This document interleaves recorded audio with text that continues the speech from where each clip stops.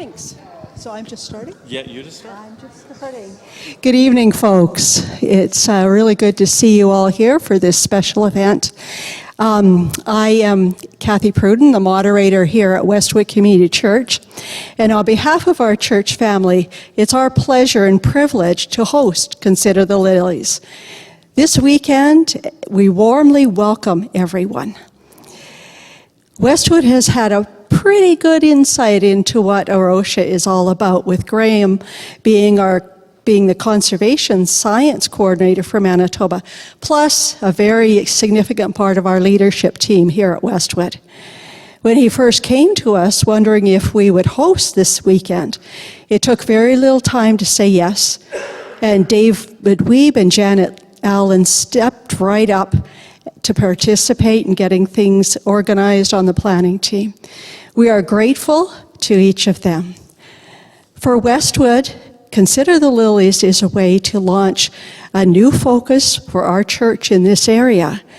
Our interest has been germinating and growing, particularly in recent days, to become more intentional regarding our stewardship in caring for God's creation.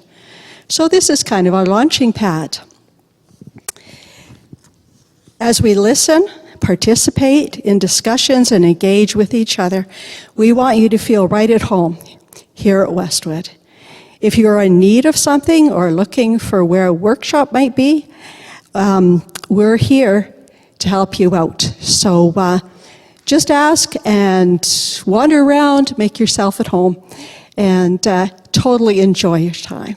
Thank you.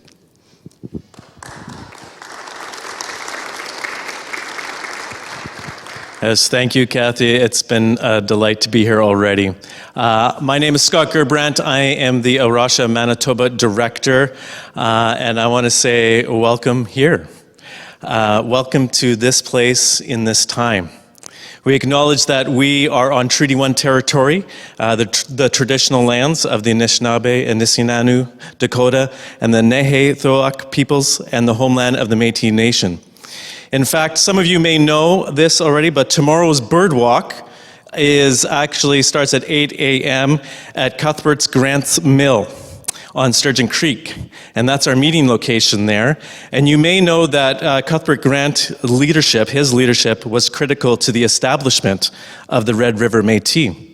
And it is to that end we want to encourage us all towards relationship and reconciliation in our time.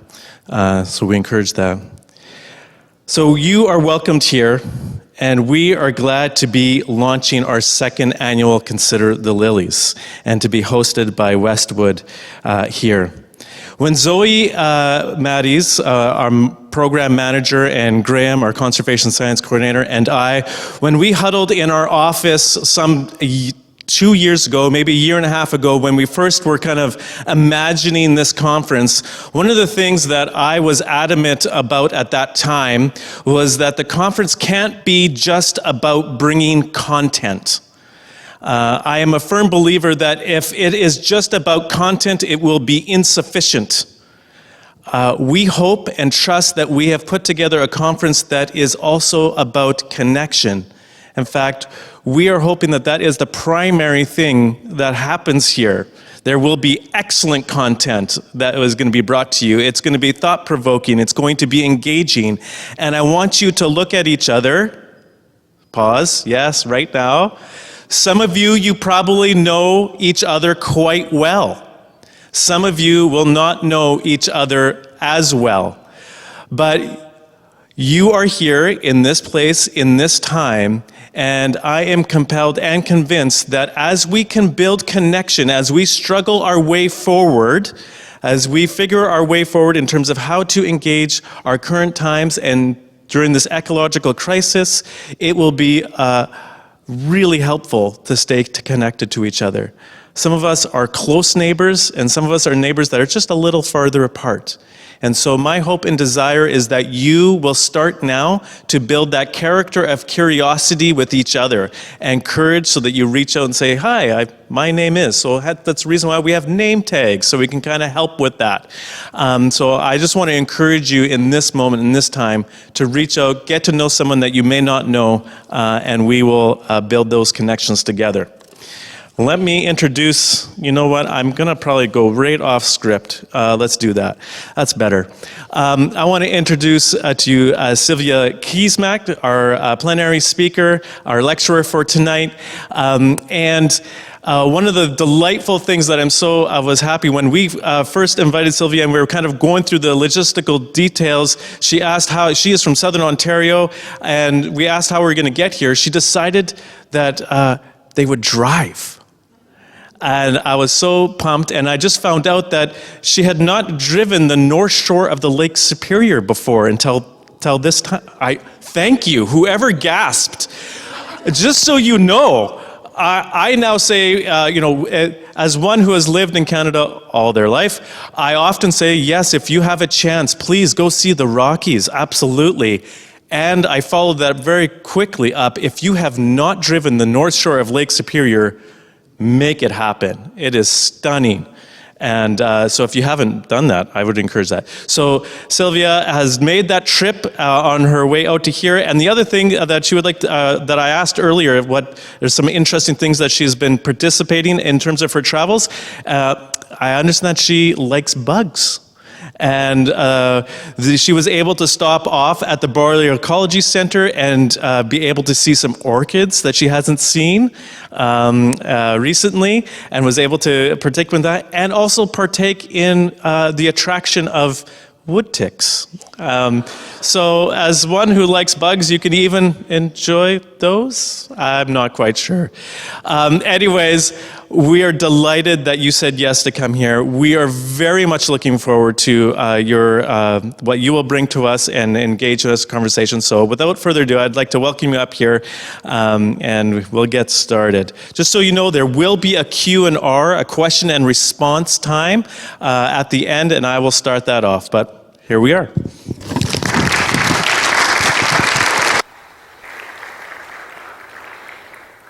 Thanks, Scott. Just so you know, it's because Scott said that the North Shore of Superior is just as beautiful as the Rockies that we drove. And I'm not that stuck on the Rockies because I find that mountains block the view. So this was great. I thought this was great. Yes, Brian, my husband, and I both took upwards of 25 ticks off ourselves each. And the last one was at about 4 o'clock this afternoon. So I'm not sure we're done yet, but we'll see. We'll see. I was photographing a dragonfly I'd never seen before, I think, when they decided to avail themselves of my clothing and body. So once I post that to iNaturalist, I'll know whether that was a great sighting or not. It was a great sighting. It was beautiful. I'm so happy to be here with you all at this Arasha event. I've been out to BC at the old Arasha site there, have been at the Hamilton site, and now I have the hat trick. I've been to Winnipeg, and so happy to be here. How do we learn to grieve? Those of us who wake each day in a world of decline. How do we learn how to grieve, hard-pressed as we are, to know what it is exactly that we are missing when loss seems to shape so much of our lives? How do we learn how to grieve when our grief is woven so intimately with fear and anxiety about the future? How do we learn how to grieve when what is at stake is our creational home? The places that we love, the landscapes that have shaped us, the creatures that nourish our wonder. The biblical story is no stranger to wrestling with grief. Through the ups and downs of the narrative, grief weaves its silver thread. The grief of God, mourning the loss of the beautiful creatures, the grief of animals, birds, and fish, mourning the loss of forest and pasture and water, nesting place and nourishment, the grief of humanity, mourning the loss of the places they loved, the land and the creatures that shaped their stories and their loves. Now, this talk will delve deeply into one biblical story, the beginning of a biblical thread that not only echoes our own grief, but also provides unexpected glimpses of possibility that will themselves form a mosaic of hope for healing and newness.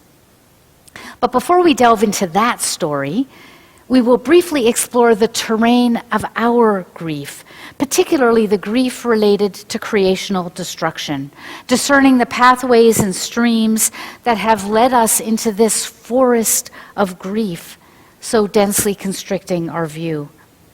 And this exploration will of necessity be brief, because I could talk about this all evening. I'm writing a book on grief in the biblical story and creational grief, so I'm going to keep it brief tonight. All of the dimensions of this grief, the ways that they have been present in history, the ways that they are reflected in God, in the many living creatures of the world, in the cultures of the world, can only be hinted at in our talk. So this short discussion is just that, a brief way in to begin our conversation. So first, the terrain of our grief. There are myriad reasons why grief has spiraled in our lives. I mean, our screens alone, I was going to bring my phone up, our screens alone create a swirling blizzard of genocide, war, catastrophe, and dire warning. The pathways we take through our neighborhoods and our cities and our countryside create in us a deep mourning as we see the lack of green space and endless pavements in our cities. And at least where I'm from, the hedgerows uprooted and expensive housing eating up the fertile farmland. Or even on the farmland, fields of monoculture crops. I live on a farm, and every time I drive off, it's monoculture, Roundup-ready crops everywhere. Many of us have experienced deep personal losses that are rooted in these wider losses. As someone who lost her very young mother-in-law said to me last week, it's not lost on me that she died of a cancer caused by our destructive environmental practices. And these losses are nestled in the deeper losses that shape our wider cultural life, the absence of meaningful work, the scattering of friends and family, the disappearance of communities and places that we once loved, the lack of homes and stability across the country, the lack of homes. All feeding a deep grief, a dense fog that makes it hard to live and move and have our being in the world. And in the midst of these disorienting forces, there are particular griefs that arise out of the loss of our creational home. And these griefs are the focus of this talk. And so we begin with a brief exploration of how our current reality gives rise to ecological grief. So the first thing is, we grieve the loss of the places that we love. We've all seen it in recent years. The fire moves down the mountainside, sweeps through the forest. The river bursts its banks. The water flows through the streets of the village. The hurricane smashes homes with trees and tears off roofs so that the water cascades not just down the streets but out of broken windows. Or the bombs drop in the night and the buildings and the trees collapse. The butterflies stop coming to the flowers, and the bumblebee's buzz is silent. The housing developments sprout up in the places where the hedgerows and pastures were. Streams are paved over, and the stars are dimmed by our lights. The places of quiet are saturated with mechanized sound. Between catastrophic devastation and so-called development that keeps the economic engines ticking, the rate of change to those places that nurtured us leaves us disoriented and adrift. And I don't know what that rate of change is here in Manitoba, but in southern Ontario, with our pro-development premier, who is giving zoning, creating ministerial zoning orders for all his developer friends. We just have housing everywhere, spreading its tentacles across all the farmland. So for many of us, including me, our first geography, which shaped our interactions with the world and which rooted us, are gone. We have become untethered. And while for some this is a new grief, for others it is generational. Indigenous peoples on Turtle Island have been grieving the loss of land and lifeways ever since the colonizers began to claim forests and rivers, meadows and wild rice beds as their own, and began to put their names on all of those things as well. For those whose ancestors were forcibly taken from homelands, shackled and enslaved, like those in our Black community, generational land loss has framed familial stories and defined identity. Asian, Black, Indigenous, the dominant culture has created the grief of generational land loss for many in our communities. For others, the grief of land loss was prompted by war, by lack of food and water, by violence, refugees fleeing to places of safety, places of plenty, longing to return but unable to do so. It's the history of many in this community. And immigration, too, while chosen, was often rooted in need. And those taken unwillingly, often women and children, long for their home while in a new land.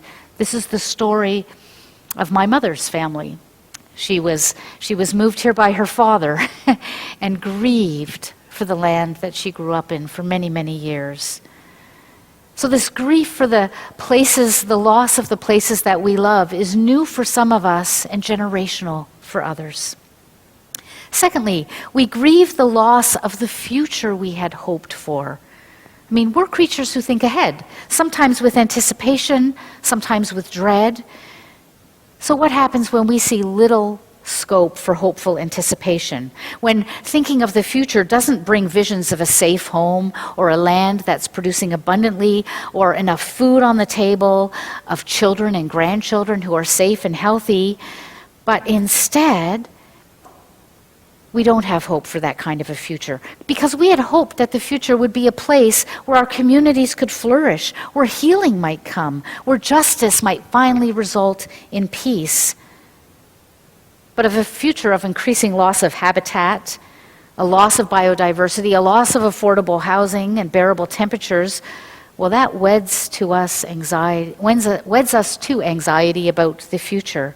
And so we grieve the loss of the future we had hoped for. Any of you with grandchildren probably know this grief viscerally. Third, we grieve the loss of our connection with creation. I mean, tightly bound to our grief over our future and our fears over our relationship with creation. I mean, it used to be that those who did not have access to outdoor spaces, to the nourishing embrace of trees, or the wild freedom of rivers and lakes, or the encouraging sound of bird song, or the reassuring drone of pollinating insects. It used to be that people who couldn't access those things were confined to the urban centers of cities. But now, many people in our culture are disconnected from creation due to the requirements of their work, the character of their education, and increasingly and sadly, by choice. Even those who live in places where woods and lakes are easily accessible make choices that cut us off from the natural world. I see this in some of my neighbors. I mean, you can drive for 10 minutes in any direction from where I live and hit a lake. You can walk for 10 minutes anywhere and hit woods or marsh. But a lot of people go from house to car to work to car to house. And all of this means that not only do we interact less with our human neighbors, we also interact less with our non-human neighbors, with the trees and the plants and the animals and the insects and the rocks and the mosses and the birds and the snakes and the frogs that live in our neighborhoods, even in urban centers. These connections are meant to nourish us. We were meant to have a lifelong engagement with a beautiful and strange otherness, says Francis Weller. And the ways of other creatures were integral not only to our survival, but to the shaping of our souls.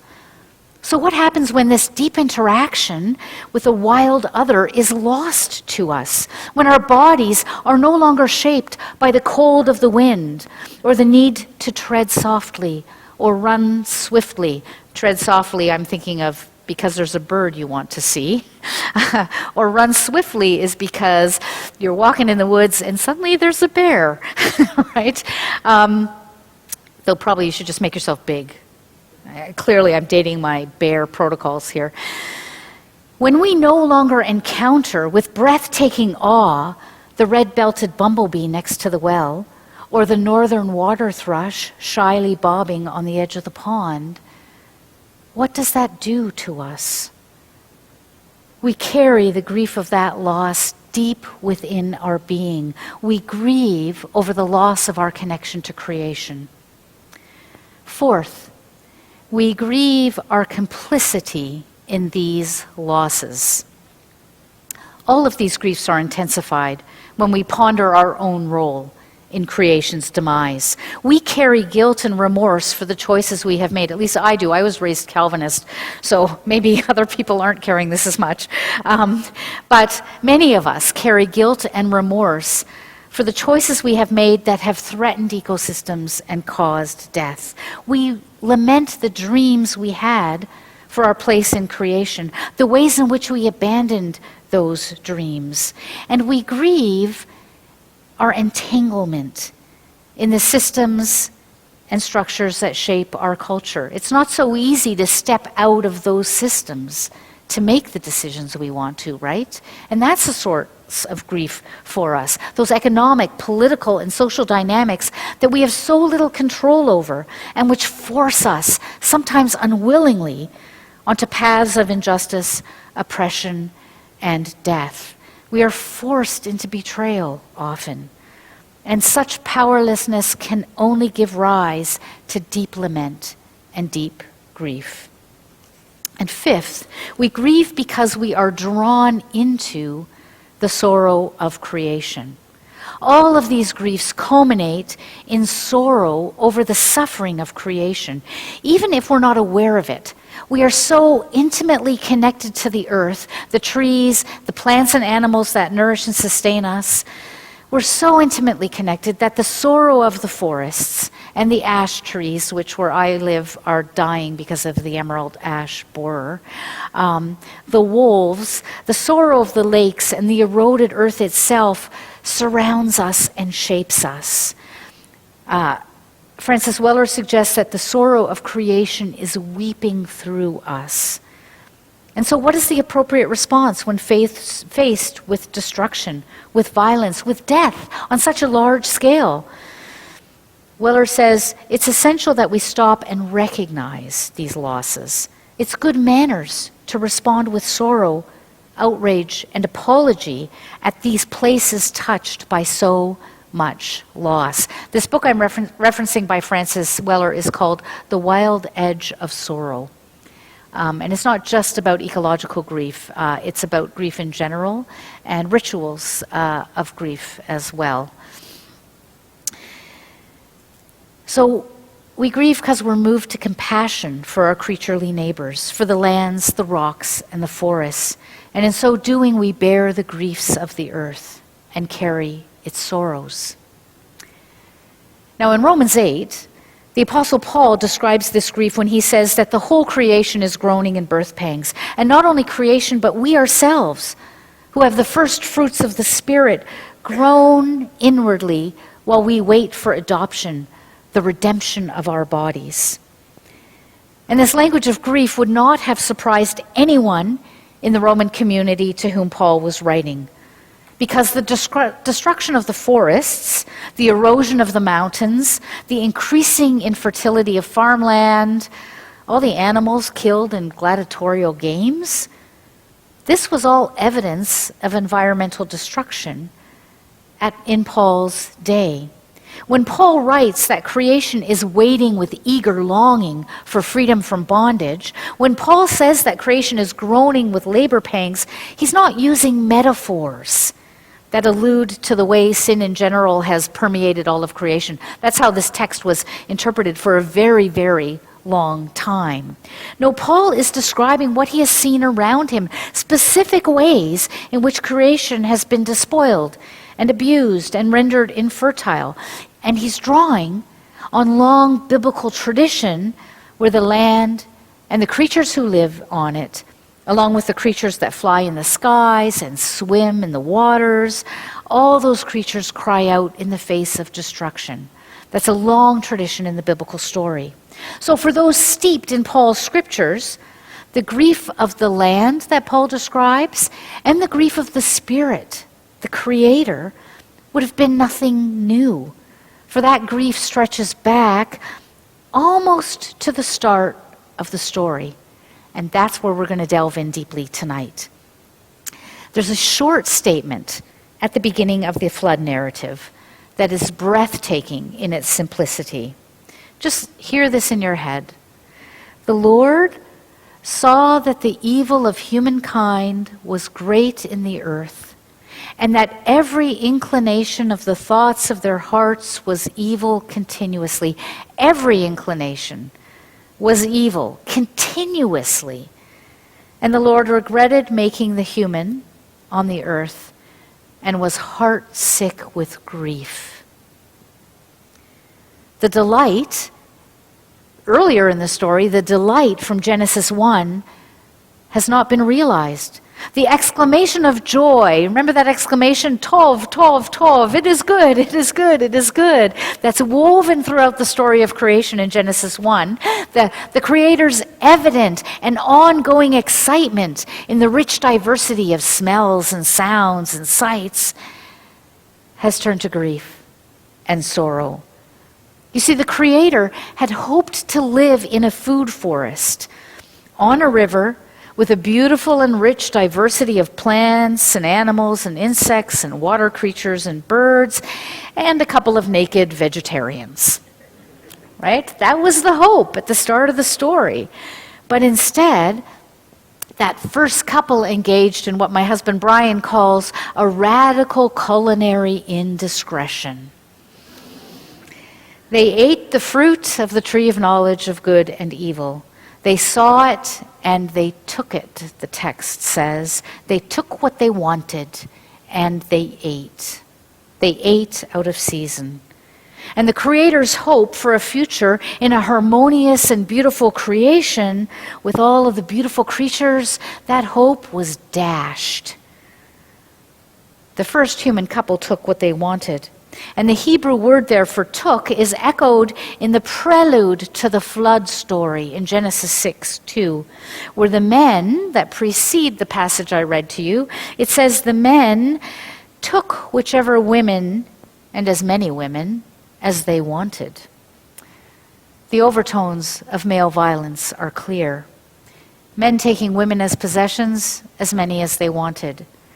And it's no wonder then that the children from such violent family systems became the heroes of old, the warriors of renown. That's Genesis 6:4. Now, for those raised on stories of male saviors, phrases like heroes and warriors are thrilling, right? Evoking knights and battles and honor and bravery and daring deeds and quests for valor. Just think King Arthur. But let's not be deceived by the language here. For the vast majority of people throughout history, heroes and warriors are the ones who destroy families and rape women and capture and enslave innocent people and pressure the powerless into armed warfare. They are the ones whose legacy is fear and heartbreak, not harmony and flourishing. And it's clear that for the Creator, these heroes and warriors are the problem, because their presence meant that in the very next verse, God says, the Lord saw that the injustice of humankind was great on the earth, and that every inclination of their hearts was only evil, continually. It's no coincidence that the warlords, whose currency was violence and power, created violence on the earth. The linking of war, violence, and creational destruction has been a constant throughout history. And such creational violence is described this way a few verses later.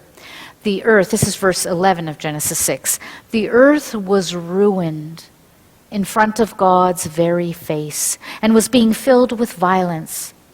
And God saw that the earth was ruined, for the way all flesh was living ruined the earth. And God said to Noah, the end of all flesh is imminent, for all flesh has created violence in all the earth, and I am going to ruin them along with the earth. Imagine it. This wonderful world of diversity and richness has been gutted. The abundance of creation has become scarcity. The creatures who lived in the trees are now homeless. The streams are polluted. The earth is no longer fertile. We don't need to imagine this. We have seen this. And oddly enough, the sense of destruction has been blunted by the common translation. God saw that the earth was corrupt, for all flesh had corrupted its ways upon the earth. That doesn't quite capture that sense of destruction and ruin. But the repetition of ruin, and the way I read the verse, makes clear the dynamic of the flood. Because the earth has already been ruined, the Creator will extend that ruin to those who have destroyed the earth in the first place. So ruin leads to ruin. Destruction leads to destruction. The flood is indeed a judgment, but it unfolds out of a situation that the people are already in. The Creator doesn't impose judgment, but rather lets it unfold out of the consequences of disobedience.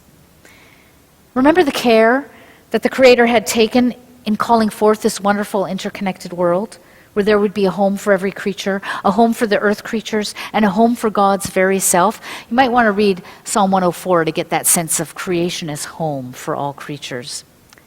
Well, now, the Creator's heart is full of sorrow.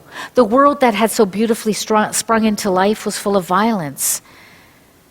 But the Creator's not just grieving because the earth has been ruined, like an artist might be distressed if someone had smashed a beautiful sculpture that they made.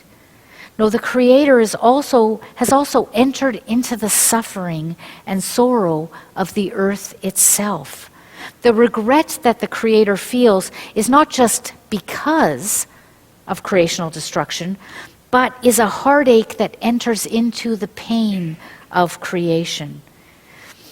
God hears the lament of the earth.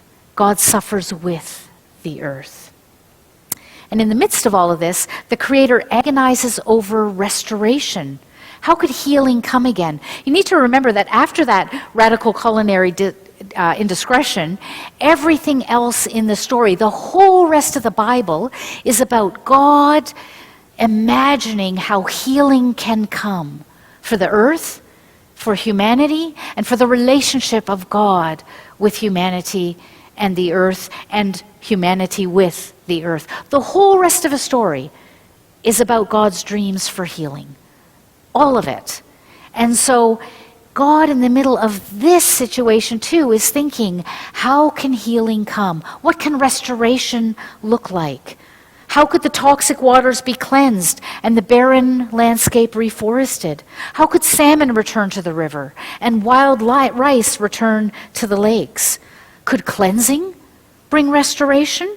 Would destroying those who enact the violence, would that allow creation to begin anew? And how would newness come? Perhaps the family of Noah, wife, sons, and their wives, could be the new image bearers, the one who would observe and serve creation during the judgment of the waters.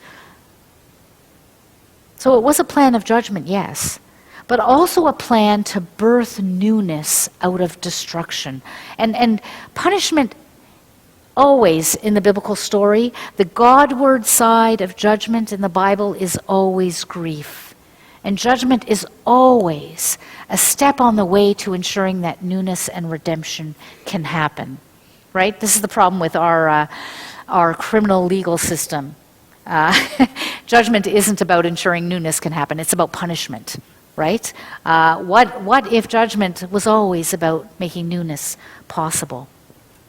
And so the waters cover the earth, and all the life that did not enter the ark is destroyed. Now, we don't know what the Creator experienced as all of creation was wiped out.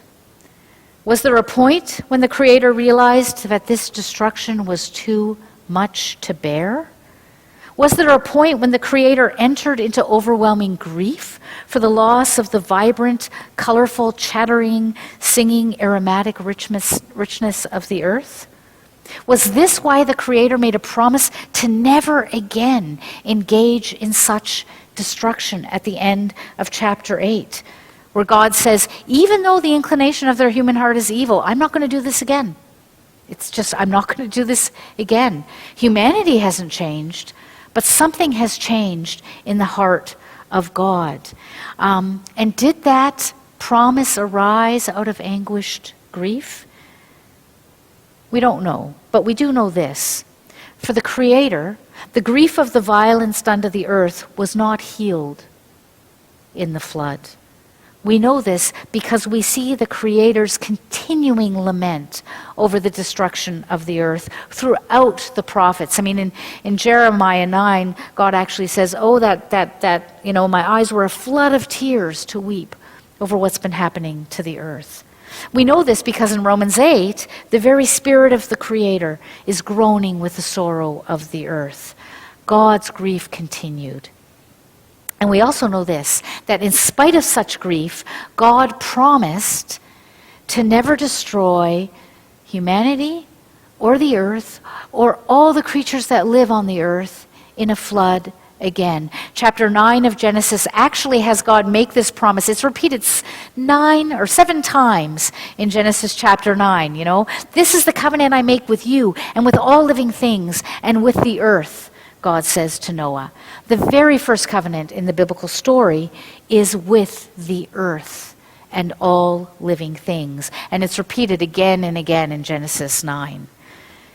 And this is a promise that is going to cause the Creator continued grief because God now has no illusions about this relationship. It's like deciding to stay in a marriage when you know that your partner has been unfaithful, but you decide to stay. You don't have any illusions. You know it could happen again, and God knows that the violence and betrayal is going to happen again. But God commits to staying in relationship with humanity. And that's because the Creator is so deeply willing, so deeply wants a home for all creatures, for the earth and for God's very self, that God is willing to continually imagine that a new future might be possible where everyone lives, all of creation lives in relationship together. And of course, this new relationship is symbolized by the hanging of the rainbow in the sky, a reminder to God that the relationship has shifted. And the word for bow in Hebrew, as in English, denoted a weapon, the bow that an arrow flies from, right? Actually, it would be like this.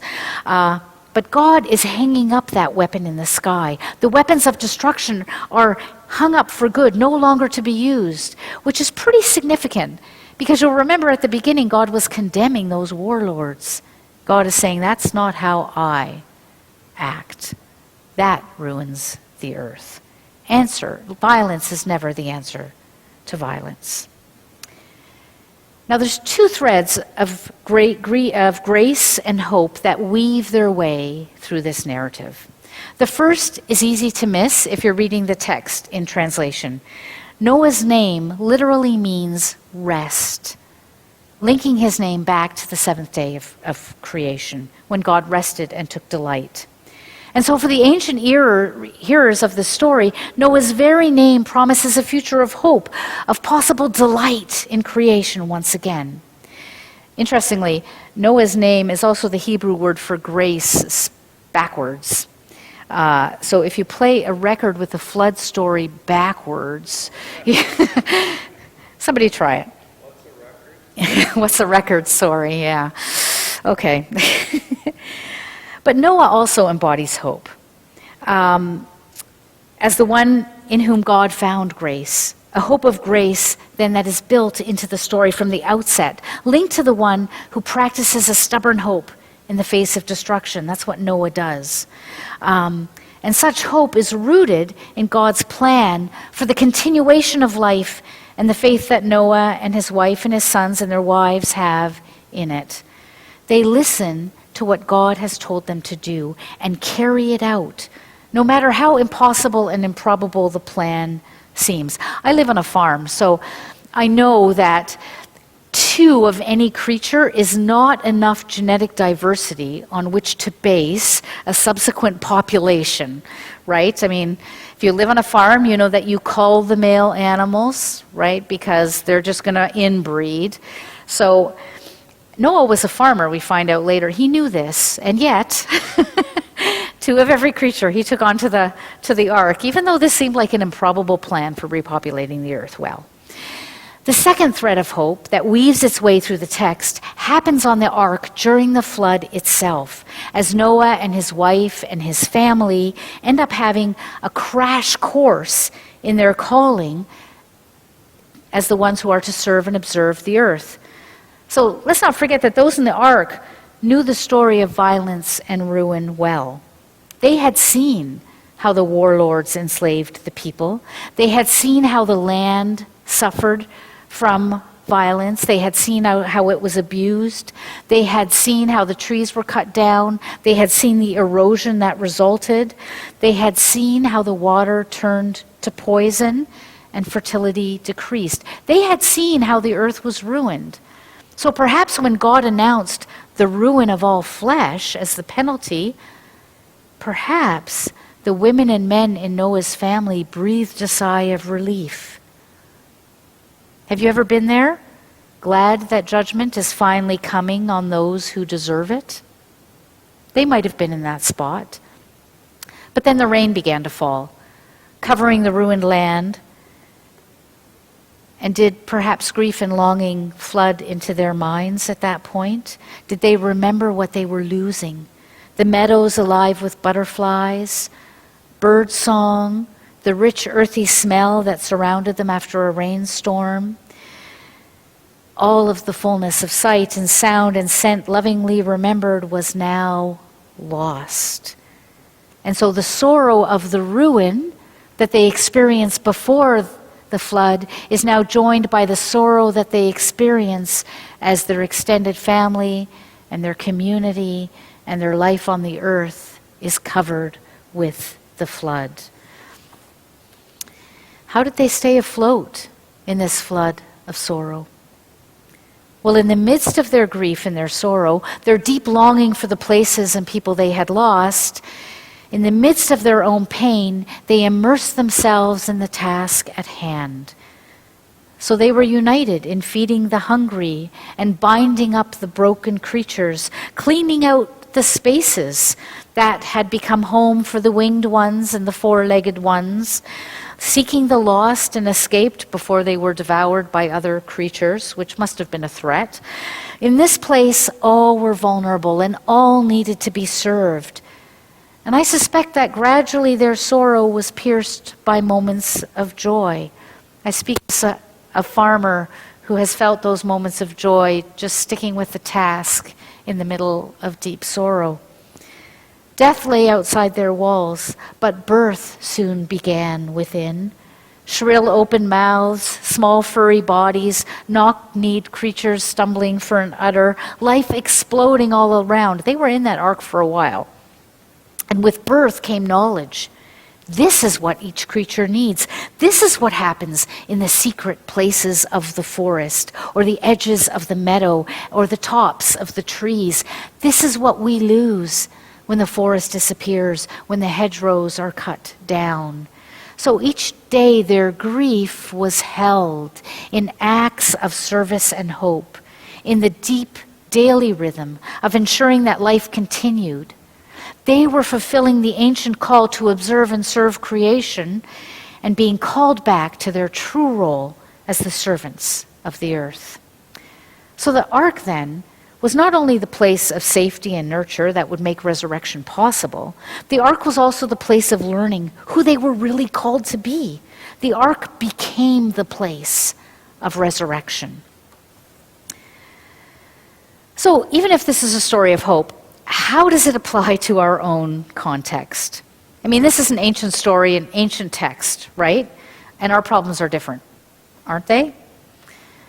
It's become depressingly common for writers to naively assert that the biblical writers had nothing like the current climate catastrophe in mind as they were writing their texts, or formulating the text, maybe I should say. Well, I suggest, however, the story of the flood has significant similarities to our own current context. And it's not the only story in the biblical text that does, but it's the one I'm focusing on tonight. Just think of it. This is a story that arose out of grief over violence done on the earth by a culture that valued powerful men who were oppressive towards women and committed violence towards them. This is a culture that valorized warlords and conquerors, a culture that privileged war over peace. Does any of this sound familiar? This is a culture very much like our own, where domination, oppression, and military might are powerful contributing forces to environmental degradation. And it's also a story about the possibility of complete environmental devastation, one that will irrevocably reshape life on Earth. Some of the rabbis, when they tell these stories, actually talk about some creatures who don't make it onto the ark. And those animals become extinct. And in those tellings, it's a story of extinction. And this is a story of the deep loss faced by the family on the ark, which is familiar to many families today. So, this story raises the question for us. Is God going to come and rescue us out of this? For many, this isn't even the question. Increasingly, the question is just one of overwhelming doom. What does the story have to tell us, given that the catastrophe is coming? But maybe the question should be, where do we see grace and hope in this story? Because seeing grace and hope in the Noah narrative is not unique in the biblical story. Remember that this is a story that consistently goes to the darkest places, right? This is why it's so hard sometimes to read the Bible around the dinner table, as we did when I was a child growing up, when there are kids around the table, because they're horrible stories, some of them, right? They're terrible. And the Bible repeatedly goes to those places of deep darkness, and we see threads of hope. You know, this is a story about brothers killing each other, and slaves who are sexually abused and beaten and sent off into the wilderness, and babies being thrown into the river, and kings raping women and then killing their husbands. And this is, the king that everybody liked. This is the story, really, that's David. This is the story of species extinction and people being conquered, colonized, and taken to other lands, like in the exile. This is a story where young people are seized, forbidden to speak their own language or answer to their real names, or to eat their own food. Sounds like residential schools, but that's the beginning of the book of Daniel. All of these things happen in this story. It's the story where the Messiah ends up dead at the hands of the Romans. And yet in each of these stories, God enters the story and creates the possibility of restoration, of new life. This is the specialty of the Creator God, bringing life where it appears that only death can be the end of the story. There's always a new thing for God's people to take hold of in this story. And this doesn't mean that destruction doesn't continue to unfold, but it does mean that those with eyes to see can see those places of resurrection. And I just want to be clear, I'm not looking for a cheap and facile hope here. The face of God's mourning in the face of what's happening to the earth, our anxiety in the face of what is happening, the suffering of the earth itself, all of this is deep and visceral in this story. There is deep trauma in this story. God is traumatized. Noah's family is traumatized. The earth is traumatized, and it's far-reaching and generational. I don't think it's a Coincidence that Noah, the first thing Noah does is plant a vineyard and get drunk? There's some trauma there, I think. How can it be otherwise with this level of violence and destruction?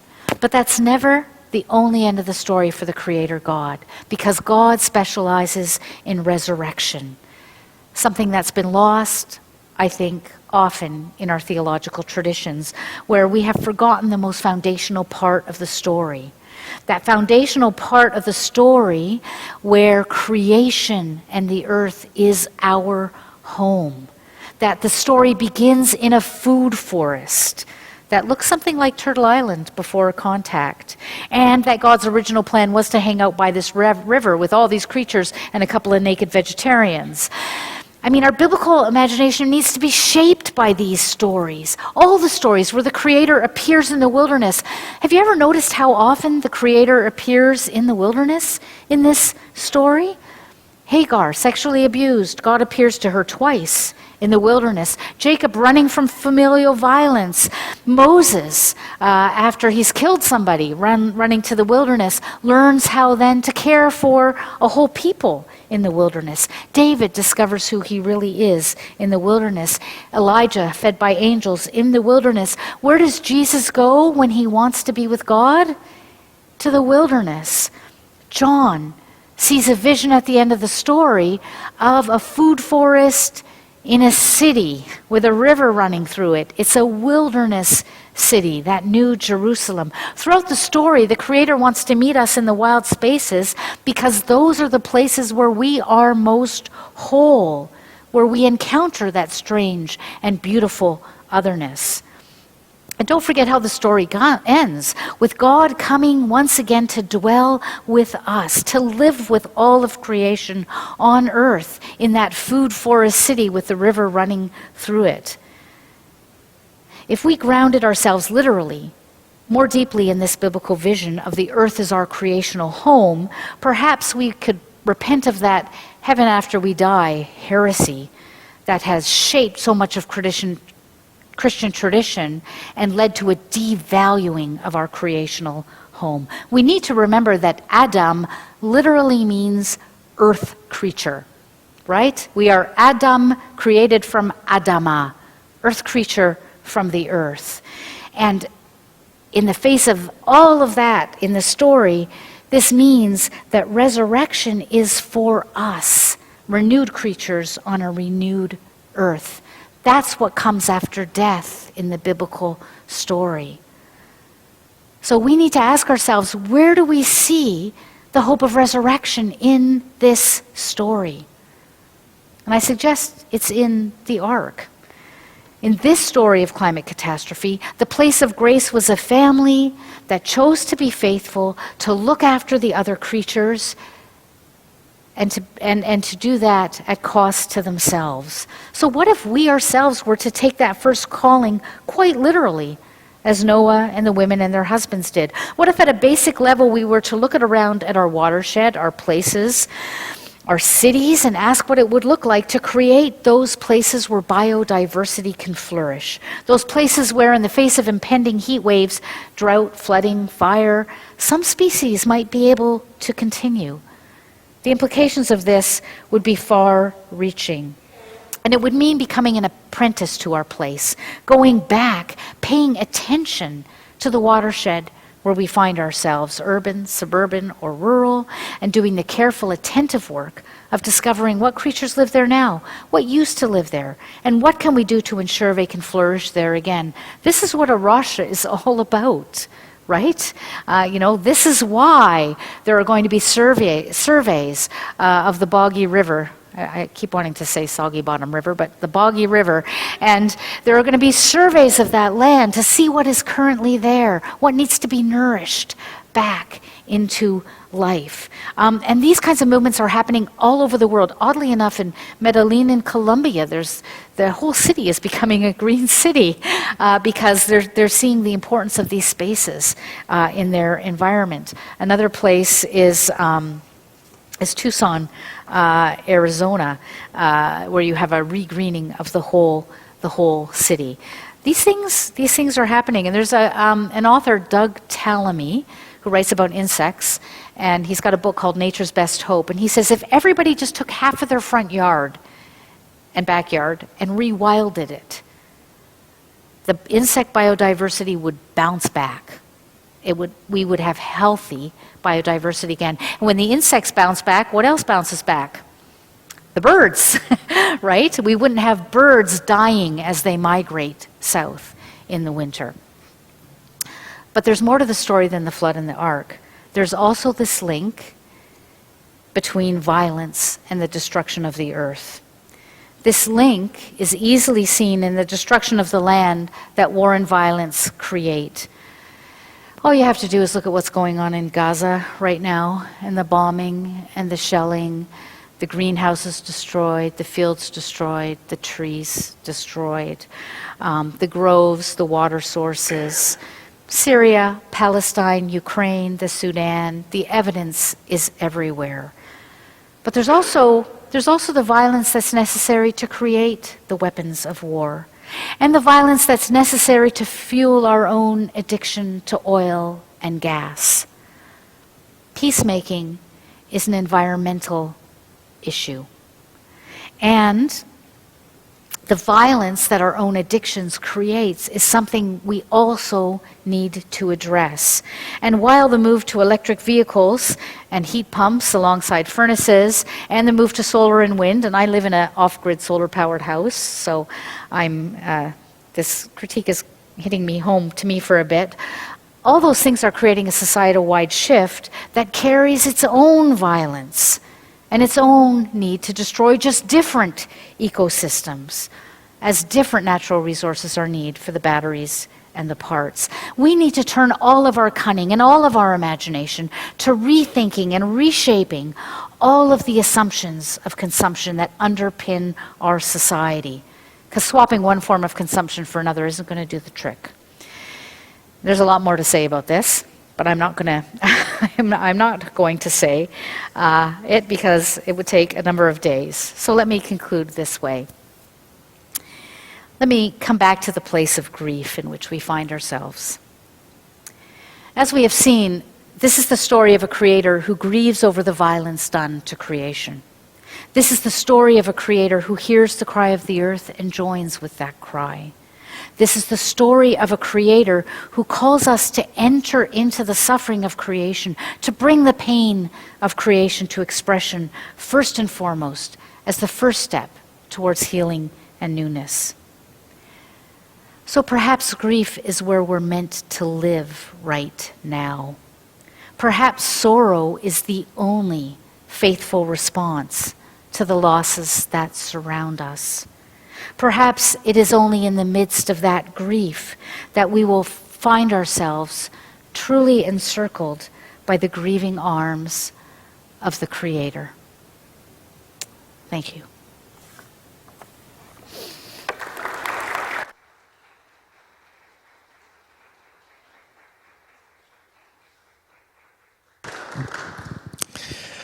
Thank you very much, Sylvia.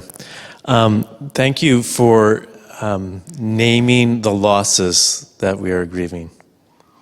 And the other thing that I want to thank you for is how you are helping us hear the unvarnished stories of Scripture more fully and hearing the unwavering dream, rhythm, and commitment of God towards the restoration of the earth and this home, including humans.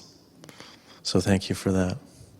I hope that this has stirred not only your hearts, but your minds.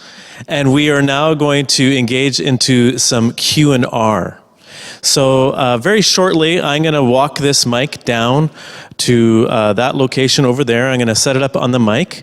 My encouragement to you is if you have a question, not a lecture, not a new thought, not what you had for lunch this morning, but if you've got a question that has stirred in your heart or a thought that you would like to hear a little bit more from Sylvia, I would encourage you greatly to come forward and ask the question. When you come up to the mic, please there's no need to touch the mic. Just speak it, and the people who work the magic with the sound will do their magic. Just don't touch the mic. Yes, so we will have some time for this, so don't be shy, and come on up for some questions.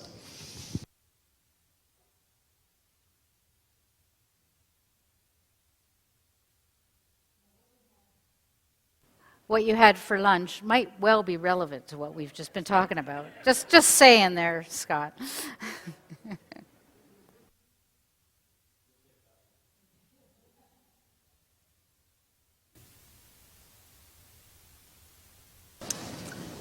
Thank you very much, Sylvia. I heard you say one very brief thing, and I want you to expand a bit more on it. The idea that, this incorrect idea that heaven is for after this life. Tell us how we came there and how we can move away from there.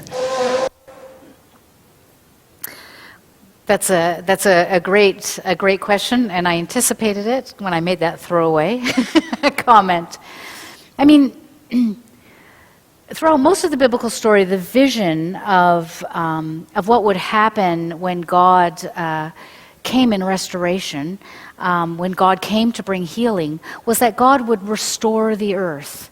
The visions, you have this throughout the Hebrew Bible. You know, Isaiah 65 talks about the new Jerusalem and a new heaven and new earth. And what's going to happen on that new heaven and new earth? People who build the homes will get to live in them. And people who plant the food will get to eat it, right? There will be, and infants will not be born into terror. And there will be harmony between all species, right? That's a vision of the new heaven and the new earth in Isaiah 65. In Ezekiel 37, there's the Ezekiel's vision of the dry bones. This was my father's favorite passage after dinner because there was a song, you know, dem bones, dem dry bones. So we'd sing and we'd read this passage, but this vision of the dry bones and Ezekiel, God saying, can these bones live? And Ezekiel saying, only you know, God. And God say, call to the wind or the breath or the spirit, the ruach. Ruach means wind, breath, and spirit. And Ezekiel does, and the bones come back to life, and God says, this is what I'm going to do. I'm going to restore you on the land. That's what resurrection meant throughout the Hebrew Bible. It meant restoration on the land and in your place. Sadly, that text has come to be used in Zionist circles to mean the restoration of Israel in the land and the destruction of Palestinians. So even these hopeful texts can be twisted certain ways. But that vision of resurrection carried throughout the whole biblical story. So when you get to the first century and you have that language, you might remember from the Gospels that the Pharisees are the ones who believe in resurrection and the Sadducees don't. And that's because the Pharisees were hoping, the Pharisees hung around with the common people more in the villages, not the centers of power, and they were hoping that God would come and restore justice on the earth. Resurrection language was revolution language in that context. And the Sadducees, who were the elites, they hung out with the Romans. They were doing very well, thank you very much. They weren't so concerned for God to come in any kind of revolutionary way. That language of resurrection, a bodily resurrection, carries through the whole of the New Testament. You know, when Paul, in the passage I quoted from Romans 8 at the beginning, said, you know, he talked about the redemption of our bodies. That's resurrection language. Now, what happened very early in the early church is that there came to be two things happened. An influence on the church fathers of Platonism. And Plato thought that there was, a sharp demarcation between heaven and earth, the spirit and the body, men and women, rational and the emotional, right? All these things, these were the binaries, the dualism that informed Platonism, and that came to put its stamp on Christian faith. So the idea that the earth was bad, that our bodies are bad, that our souls were what mattered, started to shape the theological tradition. The other thing that happened was anti-Semitism in the early church, so that you had, amongst certain church fathers, this rejection of the Hebrew Bible, and you started to have the New Testament read uncoupled from its Hebrew roots.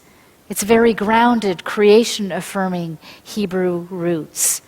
And that has carried on throughout the history of Christianity right up until contemporary times, where that dualism, the idea that we need to escape our body at death, that the earth is bad and the place that we're escaping, that heaven is where we're heading, that has come to shape dominant, particularly evangelical Christian belief. The Eastern Orthodox Church was not affected in this way. There's a much richer creation tradition in that tradition, because there were different philosophical emphases there. So that's where this belief came from. I have a colleague, Richard Middleton, who says he'll give $50 to anybody who can find the place in the Bible that says we go to heaven after we die. And he's still got his $50. Because the Bible's about new earth. That's how it ends. It ends with God coming to dwell with us on the new earth. And, 2 Peter 3 talks about this. There'll be a new heaven and new earth where justice is at home. Isn't that a lovely phrase? Being on an earth where justice is at home. I love that text. Now, I could say something about the rapture text too, but I don't know if I need to in this context. Certain churches are all about the rapture, certain churches aren't. So I'll stop there. Somebody can ask me if they want to know about that. Does that answer your question? Great. Great.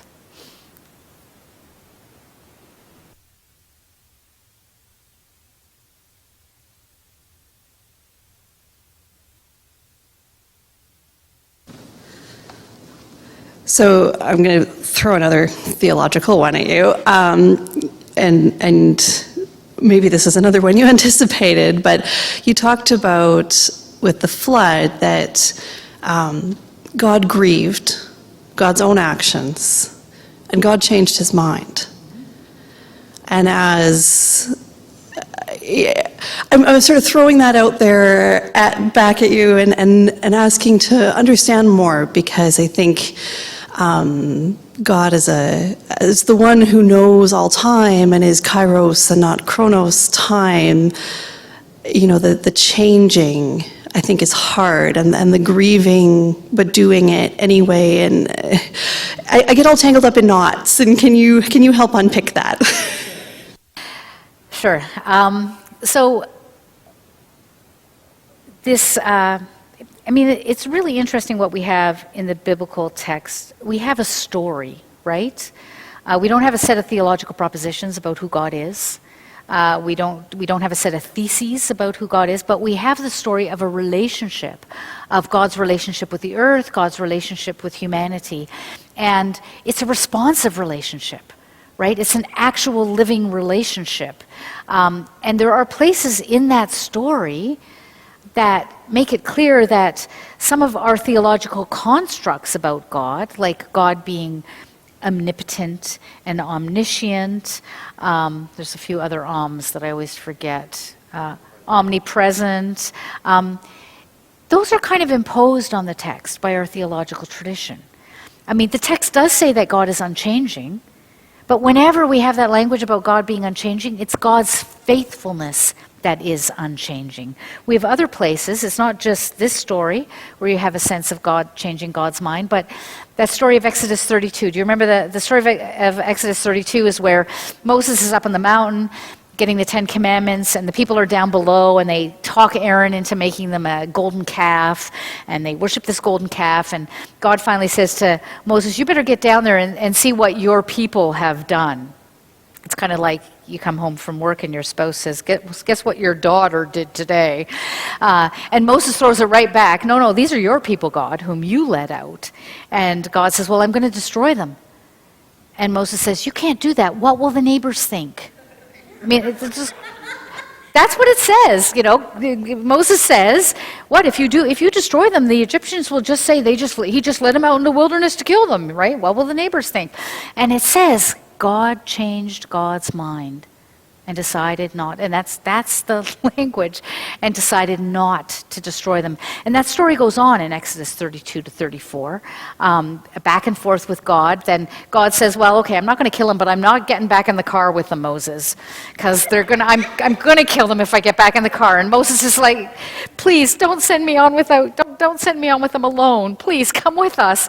And they kind of go back and forth. In the end, God says, okay, fine, I'm going to get back in the car, and I'm going to create wonders with this people, right? There's this kind of, and that's where you first get God describing God's self as the Lord, compassionate and gracious, slow to anger, and abounding in steadfast faithfulness.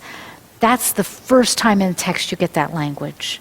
The first time you get that language of forgiveness, actually, that self-description, which becomes the most common self-description for God throughout the biblical story. So there's a shift that happens in that story. There are also places, Jeremiah, where God says, you've been offering your children to Moloch, something that never even occurred to me, right? Never even entered my mind that you would do something like that. So it's clear that this is not a relationship where God can predict or is going to predict exactly what happens. This is a living relationship that we have in the story. And our theological constructs have put these constraints on God that the text doesn't. God is constrained by some things, by God's promise to be faithful to us, by God's promise to bring new life when we screwed up so badly. Those are self-limitations that God puts on God's self. If you wanted to read more about this, there's a very old book by Terence Fretheim called The Suffering of God. Came out in Gordon, do you know, 89 or something? No, maybe earlier, 79. Really, he goes through these texts and wrestles with a lot of them. And I use that book in almost everything I do. And he's the person who says that the Godward side of judgment is always grief. That's where that comes from. Mm-hmm. These are good questions. These are very good questions about the shape of the story.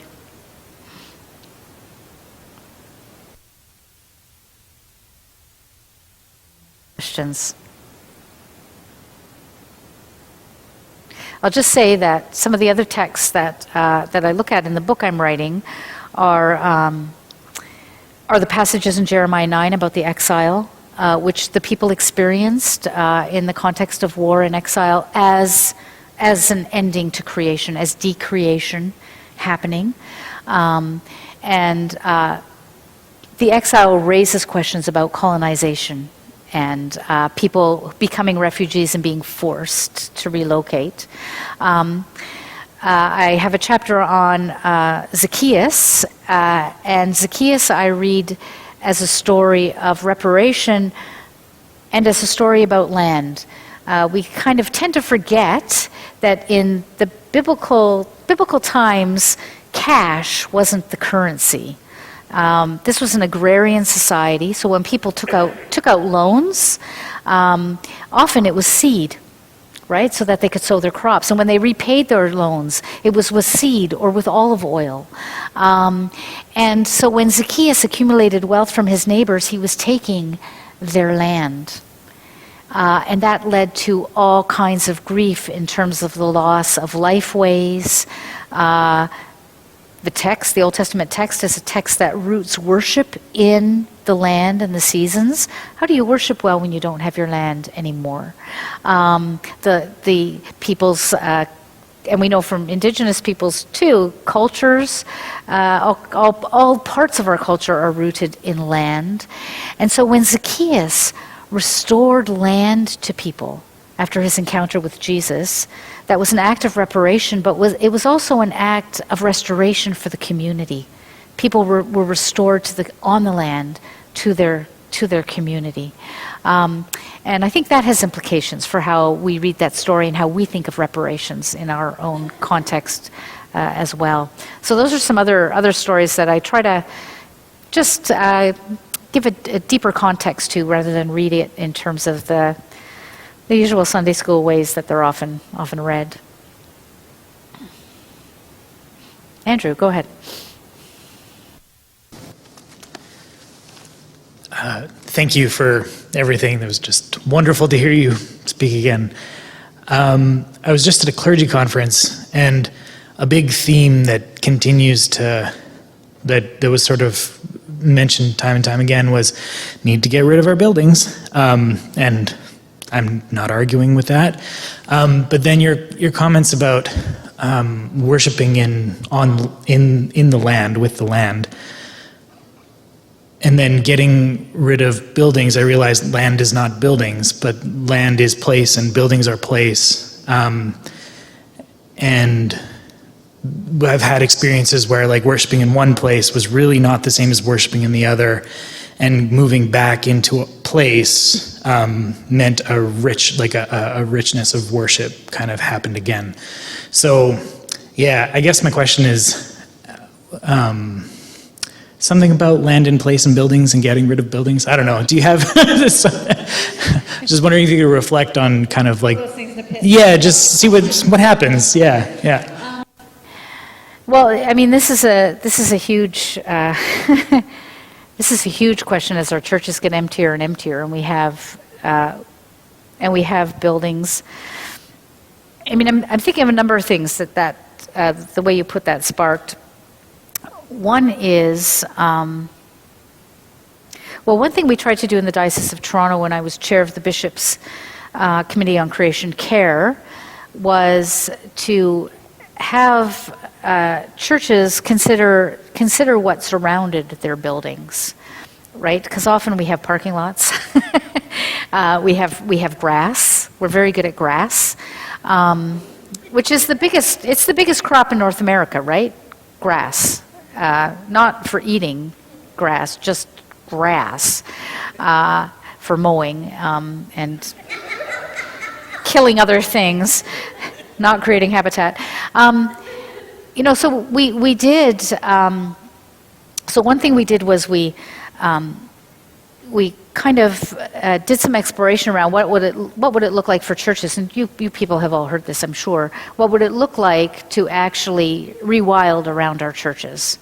So sometimes there's community gardens around the churches. Those are good things too. But also, what would it look like to rewild and then incorporate those wilder spaces into our worship? But then the other thing we did is, because you're right, buildings can be very important. But those buildings are never just isolated things, right? So we started to explore a mapping project, which unfortunately never did get off the ground, but a mapping project that would root buildings within their watershed.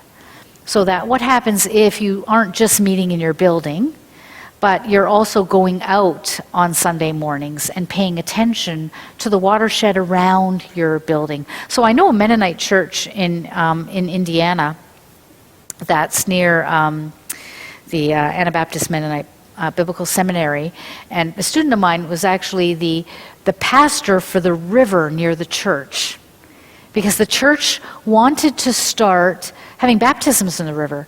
So they headed over to the river and discovered it was so polluted that they'd never want to dunk anybody in this thing.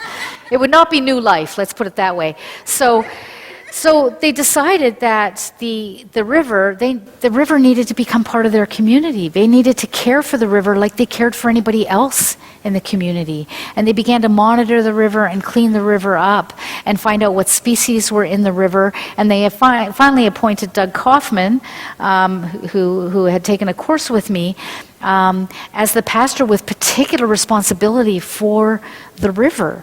And they were doing pastoral care for the river. So, what would it look like to say, okay, we have these buildings, but they occur in this wider watershed, and that watershed is part of our congregation. And in the old Anglican way of thinking about parishes is they're geographically bounded, right? So that's my tradition. I grew up Christian Reformed, but now I'm Anglican, and so what if the parish wasn't just the people in that geographical boundary, but whatever else lives in that geographical boundary? That would be really important. I mean, the other piece about churches, of course, and buildings is, church roofs aren't really great for growing stuff, but a lot of churches are looking for redevelopment, right? So how do you incorporate green spaces into that kind of redevelopment?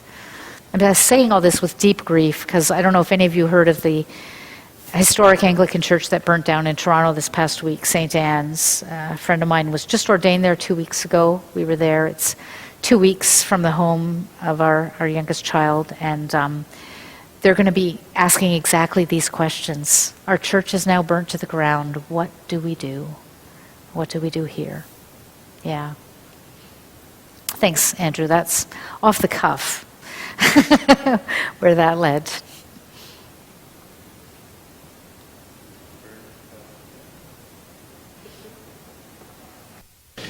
All right, thank you so much, Sylvia. There's more to come. I feel somewhat compelled to continue Sylvia's response here, which is I have a not-so-secret desire to see in the city of Winnipeg.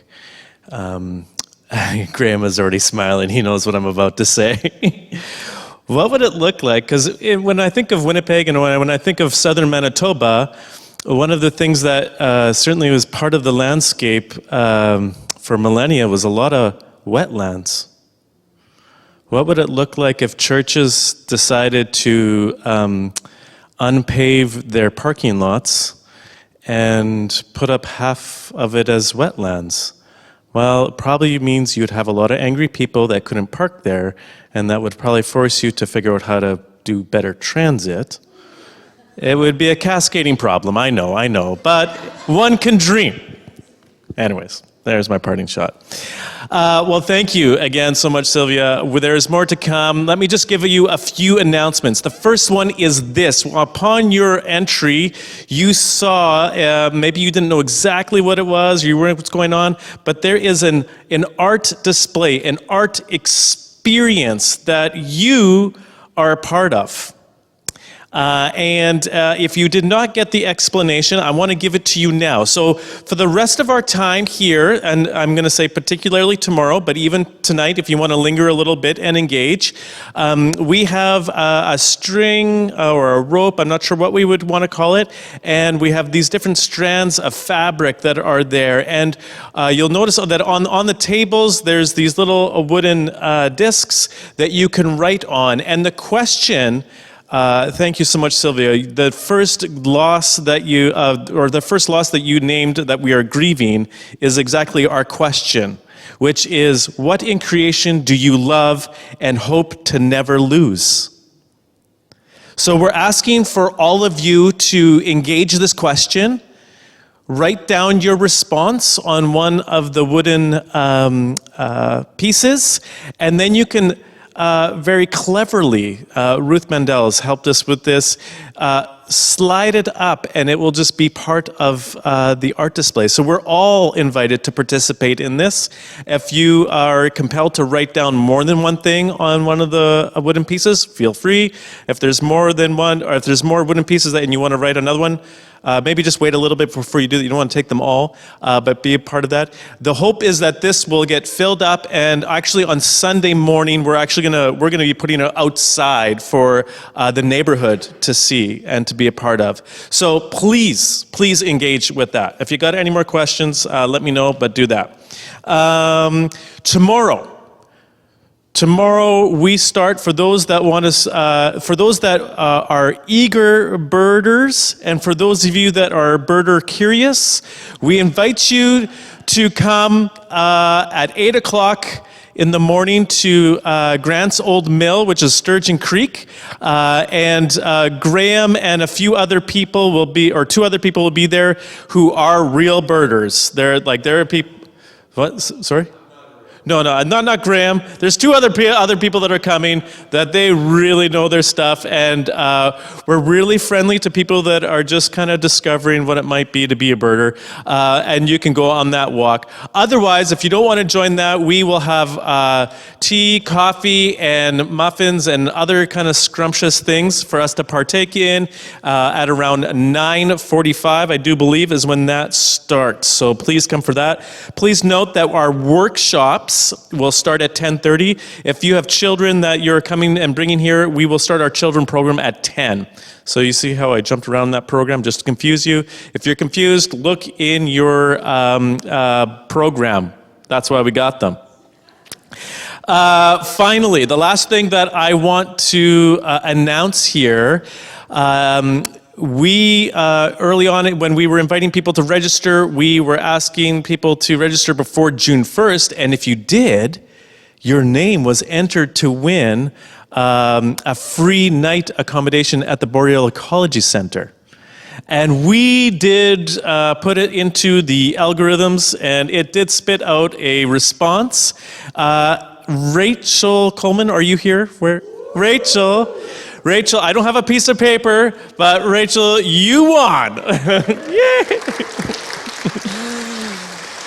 So we can talk later, and we'll set something up. But I want to announce that. Thank you for those of you that registered early. If you appreciated this and you want to invite other people, it's still not too late to invite other people to come out tomorrow.